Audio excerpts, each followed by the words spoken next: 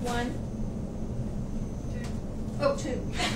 3. Sorry. 4, 5. 6, 7. All right, that is my guest, and welcome to our session of current events. What are the people talking about in healthcare? What is the current topic of choice today? You can tell by my first slide, it's the swine flu, a world pandemic. What is a pandemic and who started this? Who actually did start this? The World Health Organization started the pandemic rumor. In June of 2009, they declared pandemic underway as far as swine flu goes. Why did they do this? Their action was reflected on the regions that the swine flu is in, not necessarily how many people died or how severe the disease was. So a pandemic of the swine flu simply means that you had somebody in Africa who had the swine flu, as well as somebody up in China or somewhere else. It's having 3 unrelated or adjacent regions with it. So it could be 2 people in China, 1 person in Australia, and then somebody in America. So that's considered a pandemic. Doesn't mean millions and millions of people are dying. That being said, what is the swine flu? Swine flu got its name, the pig.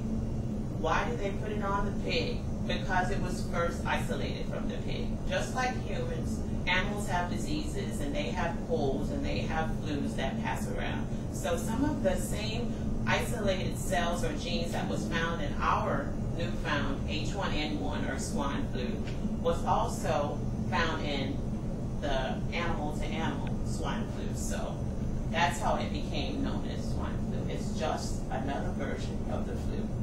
Just like the cold, you get different types of colds every year. You can't catch the same cold twice because your body has become or built some type of antibodies towards it. Same thing with the flu. How do you get to the humans? Farmers. Farmers feed their pigs. Farmers have contact with the pigs, and so droplet contact, droplet isolation. We don't think about that when we're dealing with animals. So you deal with these animals with their feedings, their waters, their haze and everything, and they're thinking that that's how it developed to animals and human swine flu. Who's at risk for the swine flu? It's not everybody, no more than it is with the regular flu. You have your people that are 65 or older who are at risk for everything anyway, because everything is decreased when you get older. Children younger than 5, is that different from any other disease or any other illness? No, that sounds pretty much, the same. Pregnant women, because their immune system is down, they're subject to the swine flu as any other flu because they're pregnant. People of any age with any chronic or irreversible illness. That means if you have AIDS, if you have leukemia, if you have anemia, any type of disease that suppresses your immune system anyway, puts you at a higher risk. That's not different from any other disease process that we have there. So, does that sound like pandemonium to you guys? Okay. Signs and symptoms of the flu. What to look for. On the right-hand side of the screen, I have the normal flu-like symptoms and what you should do in case of emergencies, what you should look for when you have an emergent swine flu or otherwise flu incident. Fever, cough, runny nose, stuffy nose, headaches, fatigue, chills. Does that sound like something you should be worried about? That happens with everyday colds, everyday flus. Emergency signs and symptoms are difficulty breathing, pain or pressure in your chest or your stomach, sudden dizziness, confusion, severe persistent vomiting. In kids, because they can't tell you, you would look for discoloration of the skin, the fact of whether or not they're drinking and eating the way they really should.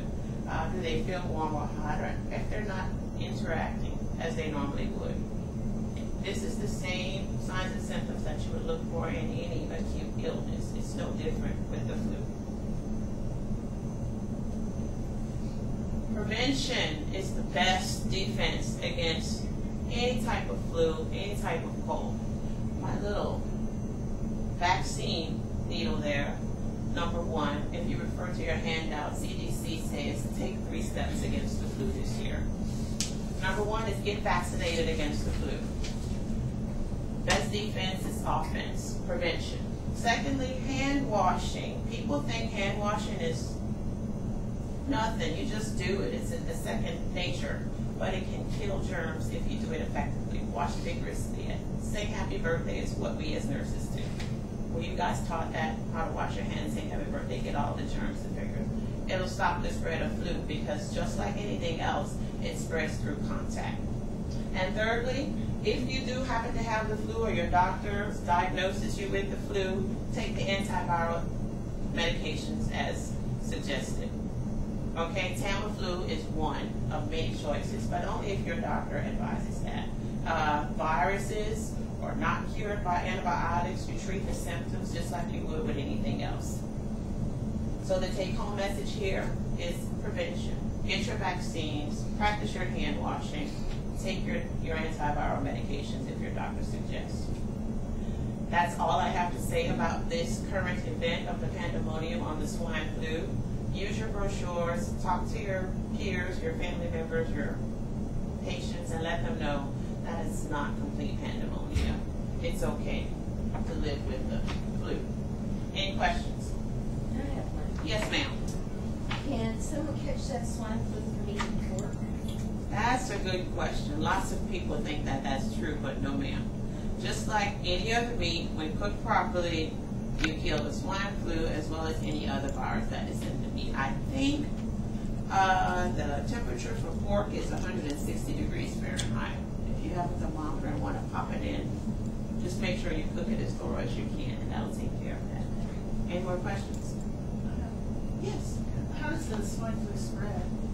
The swine flu spreads just like your common cold through contact with another individual who's infected. So again, I stress hand washing. If you're sick or you feel you're sick, cover your mouth and protect others from your germs. Use the back of your hand when coughing, and if you happen to do that, wash. After touching surfaces inside this hospital, before you go to your mouth or your nose, wash your hands. So it can pass from human to human, it can pass from animal to human, it can go from people to animals. So it just depends. Any more questions?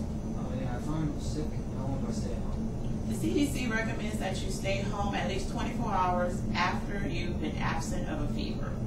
That's a fever absence without taking anything to make it go down. So 24 hours of not having a fever is when you can return back to work. You still may feel a little groggy, but you're past what we call the stage where you can still contaminate when you no longer have the fever. Your body is adjusting and taking care of the germs that are there. That concludes my discussion on the swine flu. I thank you all for your attention and cooperation.